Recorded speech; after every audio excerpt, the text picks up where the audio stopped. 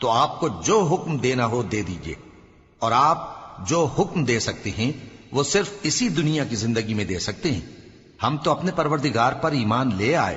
تاکہ وہ ہمارے گناہوں کو معاف کرے، اور اسے بھی جو آپ نے ہم سے زبردستی جادو کرایا،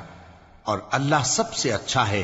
اور ہمیشہ باقی رہنے والا ہے۔ جو شخص اپنے پروردگار کے پاس گناہگار ہو کر آئے گا تو اس کے لیے جہنم ہے جس میں نہ وہ مرے گا نہ جیے گا، اور جو اس کے روبرو ایماندار ہو کر آئے گا اور عمل بھی نیک کیے ہوں گے تو ایسے لوگوں کے لیے اونچے اونچے درجے ہیں، یعنی ہمیشہ رہنے کے باغ جن کے نیچے نہریں بہ رہی ہیں، ہمیشہ ان میں رہیں گے، اور یہ اس شخص کا بدلہ ہے جو پاک ہوا۔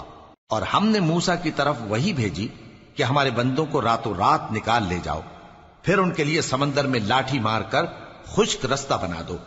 پھر تم کو نہ فرعون کے آ پکڑنے کا خوف ہوگا اور نہ غرق ہونے کا ڈر۔ پھر فرعون نے اپنے لشکروں کے ساتھ ان کا تعاقب کیا تو سمندر کی موجوں نے ان پر چڑھ کر انہیں ڈھانک لیا، یعنی ڈبو دیا، اور فرعون نے اپنی قوم کو گمراہ کر دیا اور سیدھے رستے پر نہ ڈالا۔ اے آل یعقوب،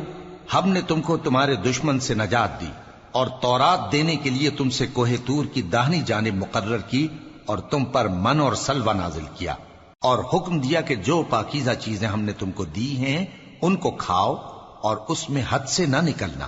ورنہ تم پر میرا غضب نازل ہوگا، اور جس پر میرا غضب نازل ہوا وہ ہلاک ہو گیا۔ اور جو توبہ کرے اور ایمان لائے اور عمل نیک کرے پھر سیدھے رستے چلے، اس کو میں بخش دینے والا ہوں۔ اور اے موسیٰ، تم نے اپنی قوم سے آگے چلے آنے میں کیوں جلدی کی؟ کہا وہ میرے پیچھے آ رہے ہیں۔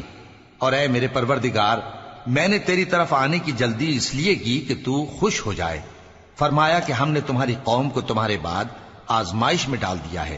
اور سامری نے ان کو بہکا دیا ہے۔ اور موسیٰ غصے اور غم کی حالت میں اپنی قوم کے پاس واپس آئے اور کہنے لگے کہ اے قوم، کیا تمہارے پروردگار نے تم سے اچھا وعدہ نہیں کیا تھا؟ کیا میری جدائی کی مدت تمہیں لمبی معلوم ہوئی، یا تم نے یہ چاہا کہ تم پر تمہارے پروردگار کی طرف سے غضب نازل ہو،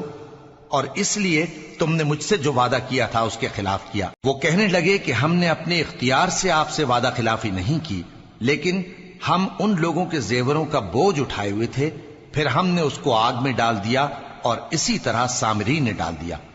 تو اس نے ان کے لیے ایک بچڑا بنا دیا، یعنی ایک بے جان جسم جس میں گائے کسی آواز تھی۔ تو لوگ کہنے لگے کہ یہی تمہارا معبود ہے اور یہی موسیٰ کا معبود ہے، مگر وہ بھول گئے ہیں۔ تو کیا یہ لوگ نہیں دیکھتے کہ وہ ان کی کسی بات کا جواب نہیں دیتا